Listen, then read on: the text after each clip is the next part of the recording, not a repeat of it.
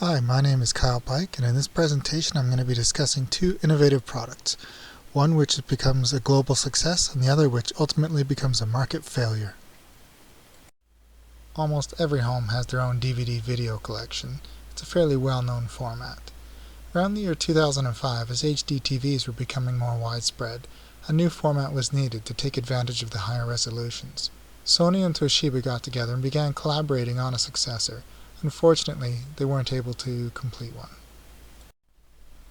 After talks broke down, Toshiba released their own work as the HD DVD standard. Sony released their work as the Blu-ray standard.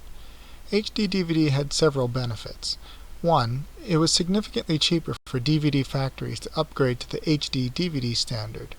Further, it also held 30 gigabytes compared to 25 for the Blu-ray, so there was a storage advantage as well.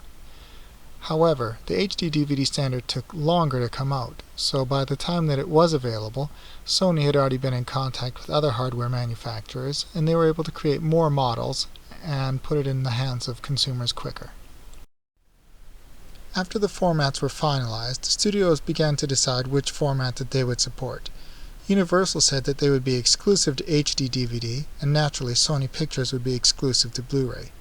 DreamWorks, Paramount, and Warner Brothers, they hemmed and hawed and they went back and forth, but eventually they decided that they would hedge their bets and release on both formats. The format wars also expanded out into the console territory. When Sony released their PS3, that they also included a Blu-ray player inside of it, so that right out of the box it was capable of playing their new higher resolution movies. Microsoft adopted the HD DVD format, but they had to have an add-on player in order to play HD DVD movies on the Xbox. Fortunately, the add-on had poor sales and undersold the PS3 by a ratio of 5-1. The format wars were ultimately over when Warner Brothers decided that they would exclusively release their movies only on the Blu-ray format. Within a week of that announcement, Walmart, Best Buy, and Netflix all said that they would only carry Blu-ray discs from that time forward, and they would no longer carry the HD DVD format. Unfortunately for HD DVD, even though they offered manufacturing facilities a cheaper upgrade route from DVDs, and they offered consumers greater storage and initially a higher video performance, they were an innovation failure, as the movie studios decided that they were going to back Sony's Blu-ray format. Naturally, every home has furniture, sometimes made by master craftsmen and sometimes made by assembly lines. Purchasing furniture has always been a hassle, with the necessity of figuring out delivery and moving large pieces through a house, up and down stairs. There had to be a better solution. IKEA did not create build-it-yourself furniture, but they were able to take the idea and turn it into a very successful business model.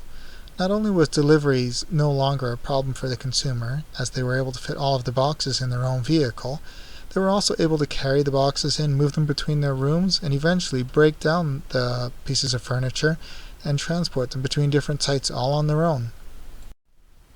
The build-it-yourself furniture business model was able to reduce prices due to a lack of need for delivery charges, the ease of warehouse storage and the fact that stores could carry significantly greater amounts, and there was no need to pay for assembly labor anymore. Just put the items in boxes and hand them over to the consumer.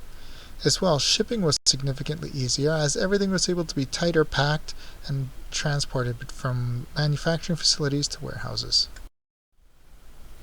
Eventually, this business model for consumers to put their own furniture together was so successful that IKEA stores can be found in virtually every city all over the globe, and almost every household has at least one piece of IKEA furniture in it, and they're certainly familiar with the name.